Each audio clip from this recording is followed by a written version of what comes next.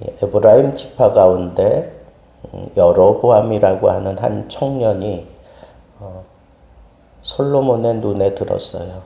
너무 성실하게 일하고 또 큰 용사다 이런 걸 보니까 아주 씩씩하게 남자답게 그리고 전쟁을 해도 아주 잘 할 것 같은 그렇게 잘 다져져 있는 이 청년이 길에서 선지자 아히야를 만나게 됩니다. 근데 그 아히야가 자기 겉옷을 찢어가지고 12로 나눠가지고 이 여로보암에게 열을 줍니다. 그러면서 그 속내를 이제 분명하게 정하지요. 그래서 이게 하나님의 뜻이다, 하나님의 메시지다라고 하는 걸 분명하게 보여주면서 그 메시지 내용을 이 10지파를 너에게 주겠다. 그리고 솔로몬과 그 남유다는 한 지파만 더 가지게 된다. 뭐 이렇게 얘기를 했습니다.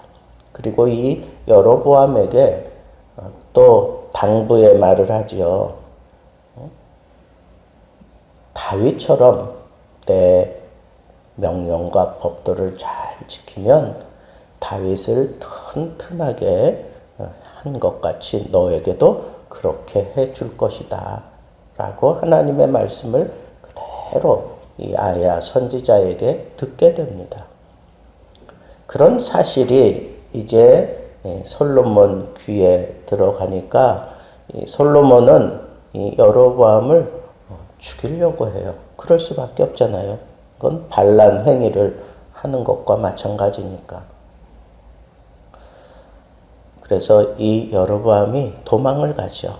도망을 가서 애굽 왕 시상 밑에서 거기서 숨지키고 있었어요. 언제까지? 솔로몬이 죽기까지. 솔로몬은 정말 등장하면서부터 하나님의 특별한 사랑을 입고 태어났고 그리고 크게 자기가 뭘 하겠다고 그렇게 나서지도 않았지만 다윗의 언약을 따라 그가 왕위에 올라가게 되고 하나님이 그에게 나타나서 내가 너에게 뭘 해주길 원하느냐 이렇게 물었을 때 그는 정말 지혜롭게 대답했어요. 나에게 듣는 마음을 주십시오.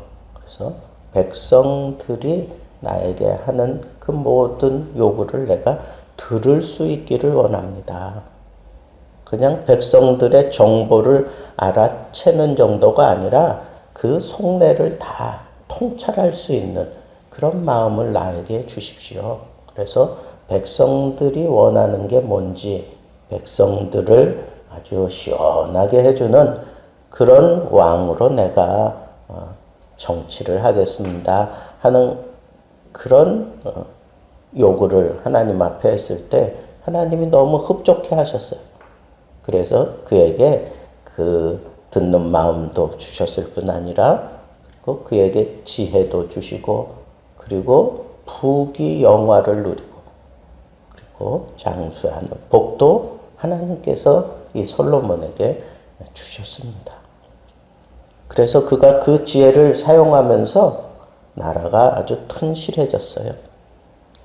따르는 그 백성들을 결집시키기 위해서 제일 먼저 한 게 성전을 짓는 일이었어요. 성전을 짓고 성전 다 완공되고 난 이후에는 또 왕궁을 지었어요. 자기 혼자 사는 그런 집이 아니라 그 왕궁을 그 기준으로 해서 그 성읍 전체가 솔로몬이 손만 뻗으면 잡힐 수 있을 정도로 이렇게 한눈에 들어올 수 있도록 그렇게 왕궁을 건설을 했어요. 13년 동안. 그래서 이렇게 성전을 짓고 왕궁을 짓는 일, 20년 동안 그거를 하면서 하나님께서 솔로몬에게 복을 주시니까 세상의 모든 열국이 다 솔로몬을 찾아와요. 그 지혜를 듣기 원해서. 그래서 나라가 특사를 보내고 우리가 잘 아는 스바 여왕이 찾아오기까지 하잖아요. 그 엄청난 거리를. 그런데 올 때 그냥 오지 않죠. 자기 나라 특산품, 아주 소중한 그런 보석들, 이런 것들을 가지고 와요. 얼마나 부귀영화를 누렸는지 은을 돌처럼 여겼다 그랬잖아요.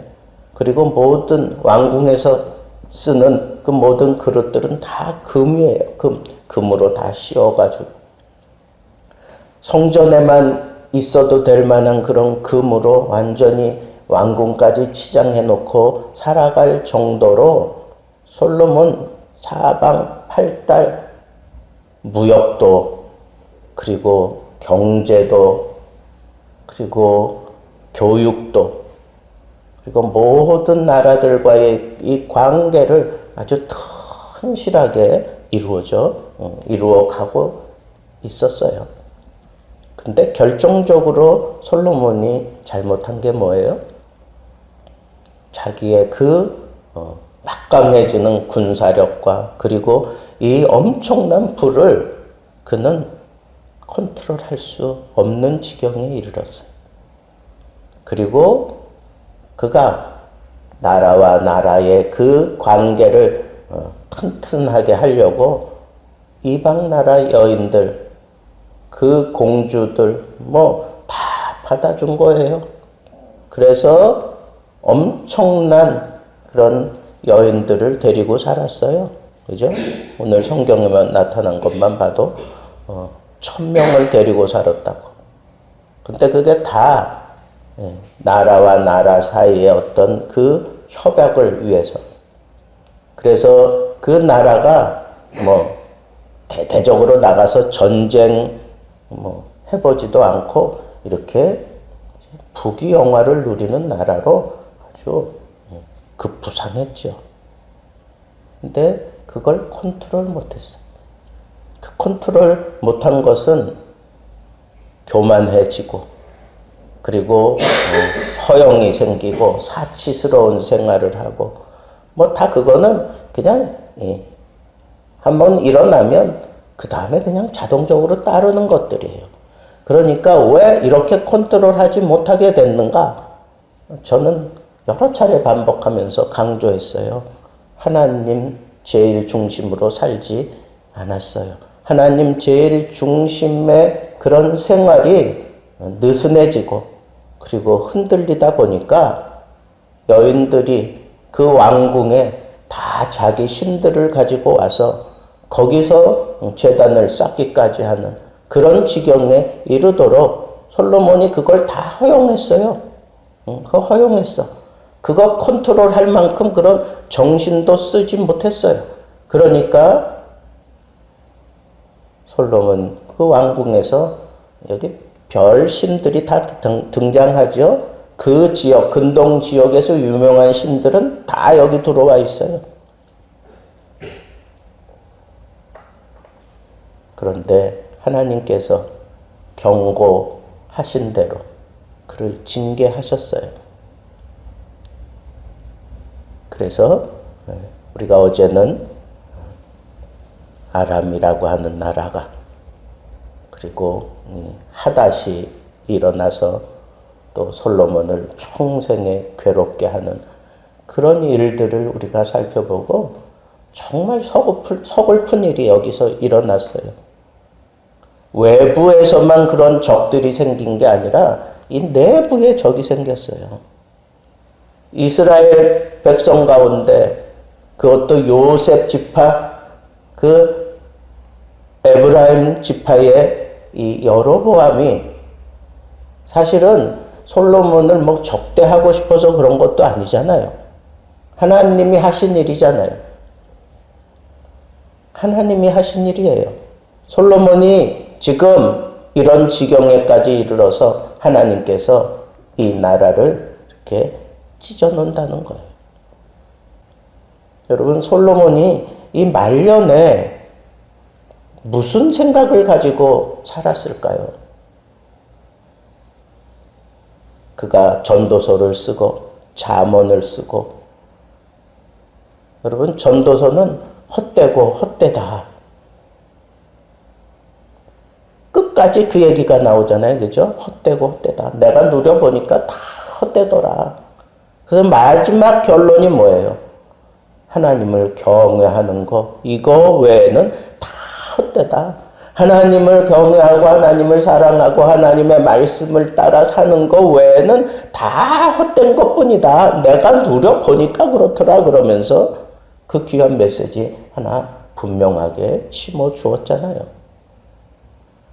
여러분, 하나님과의 관계가 깨지면 적에게 노출되고, 하나님과의 관계가 깨진 상태, 그 상태에서 속히 돌아서지 않으면 내가 찢어져요. 내가 찢어지고 만다고요. 오늘 교훈은 바로 거기 있어요.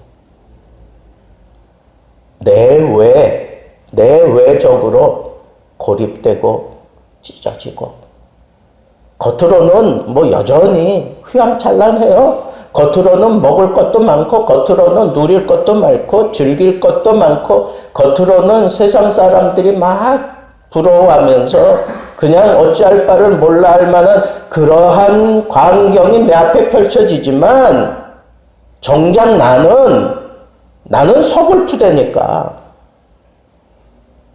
내가 이와 같은 복을 누린 게 하나님 때문인데 하나님이 나를 정녕 버리셨는가?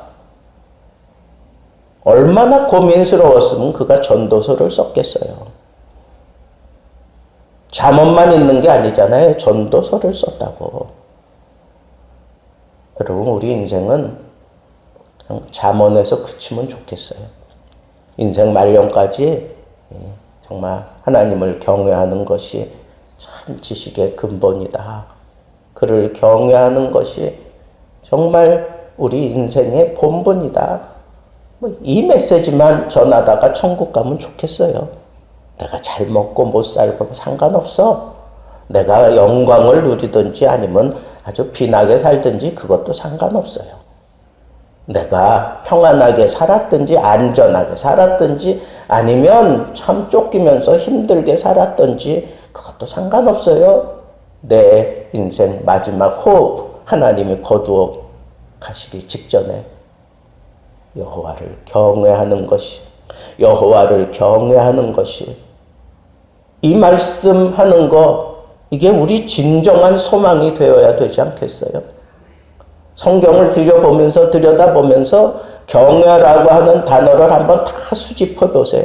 경외라고 하는 단어가 나타날 때마다 어떤 상황이 벌어지는지, 무슨 내용을 가지고 이런 일을 다루는지, 이 경외라고 하는 단어가 등장할 때마다 하나님께서는 하늘 창고를 여시고 그 하늘 창고에 있는 모든 것들을 보여주시기도 하시고, 이 경외라고 하는 단어가 등장할 때마다 하나님을 향한 찬양이 터져나오고, 이 하나님을 경외하는 단어, 그 단어와 함께 살아가고 있는 그의 백성들에게는 하나님이 의로운 해가 되어서 그들을 치료하는 광선을 발해주시는 이런 일들을 행하시는 일들인지, 또 경외하는 자가 이 세상의 그 어떤 지혜보다 출중한 그런 지혜를 발휘하며 살게 되는지. 여러분, 내 인생 끝까지 하나님을 경외하는 자 되어서 정말 하나님이 기대하고 하나님께 복을 받되, 내 당대에만 복을 받는 게 아니라 내 후대에도, 나 때문에 내 자녀들이 하나님 경외하기를 배워가는 그 자녀들이, 그 후학들이 내가 하나님 앞에 경외함으로 살아갔던 그 흔적을 붙들고 그대로 따라오면서 그들도 하나님께 복을 받으며 살 수 있다면 나는 이 땅에 온 목적 다 한 거예요. 내 자녀들에게 돈 그까짓 거 물려주지 않아도 괜찮아. 내 자녀들에게 튼튼한 그런 어떤 재무 구조 이런 거 물려주지 않아도 괜찮아요. 이 세상에서 누릴 걸 빵빵하게 채워가지고 자녀들에게 주지 않아도 괜찮아요. 그거 부끄러운 일 아니에요. 정말 부끄러운 게 뭐예요? 하나님 경외하는 모습을 자녀들에게 심어주지 못한 게 그게 부끄러운 거예요. 우리는 그걸 그냥 믿음의 유산이라고 하는 그런 표현으로 두루뭉실하게 그냥 다 얘기 잡아서 표현하고 기도하고 그러잖아요. 내 인생 여정 끝내요. 그 하나님 앞에 서게 될 때 다른 것으로 칭찬듣지 않고 경외하는 자야, 경외하는 자야. 또 그렇게 끝까지 경외하는 모습으로 살다가 내 품에 안긴 사랑하는 내 아들아, 내 딸아 그러면서 주님이 안아주신다면 이보다 영광스러운 일이 어디 있겠어요? 내가 경외한 이 삶에 대해서는 하나님이 내 당대에 그치게 안 해요. 내 후손들이 그 복을 받아요. 그거 내 후손들이 복을 받아요. 오죽하면 그런 얘기를 하겠어요? 기도하는 자의 자식은 세상 가서 망하는 법이 없다고. 그건 뭐예요? 기도하며 경외하는 모습을 무릎으로 지켜냈더니 나는 이 당대에서 큰 혜택을 못 누렸을지라도 내 자녀 때에 가서 그와 같은 복이 쏟아진다고 하는 이런 사실을 봐왔기 때문에 그런 얘기하는 거 아니겠어요? 소망에서 하는 얘기가 아니에요. 봐왔기 때문에 아무것도 한 게 없는데 아무것도 남긴 거 없는 것 같은데 그냥 그 사람을 생각하면 그냥 예배당에 나와서 예배하고 길거리 다니면서 전도하고 인생 마지막 늙었는데도 가서 뛰어다니면서 이 복음 전도지 전하면서 그렇게 살아가는 모습이 그냥 가슴에 남아있다면 그 사람은 정말 복된 삶을 산 거예요. 그 자녀들이 복을 받아요. 그 사람에게 복음을 받은 사람이 또 복을 받아요. 하나님이 경외하며 몸부리친 그 흔적과 그 괴로움의 눈물과 하나님 나라가 열리는 것을 바라보며 기뻐하는 그 모든 상황, 그 표정 하나님이 고스란히 떠다가 천국으로 가지고 가실 겁니다. 여러분, 우리 서글픈 인생 되지 맙시다. 정말 복된 인생 사는 것 여호와를 경외하는 데 있습니다. 그 결정적인 증거가 내가 너를 찢어지는 나라 한 나라를 너에게 맡기지만 너도 다윗처럼만 내 명령 지키고 한마디로 얘기하면 다윗처럼 내 마음에 합한 모습, 경외하는 모습으로 산다면 다윗에게 주었던 모든 은혜와 복을 너에게도 그대로 줄 것이다. 여로보암에게 그렇게 하나님이 약속하셔요. 그 약속은 지금 우리들에게도 동일합니다. 인생 말년에 서글픈 모습으로 살지 마시고 인생 말년에 이르를수록 오히려 더 하나님을 경외하는 모습으로 정말 경외하는 자답게 그렇게 변해져가는 모습으로 살면서 이 땅 위에서도 천국의 영광을 누리고 천국에 들어가서도 하나님의 품에서 참 기쁨과 만족을 누리고 남겨둔 내 자녀들에게 하나님이 경외하는 자의 그 도를 따라 놀라운 은혜를 베풀어 주실 수 있도록 경외의 흔적을 가지고 남은 인생 살기를 우리 주님의 이름으로 축복합니다.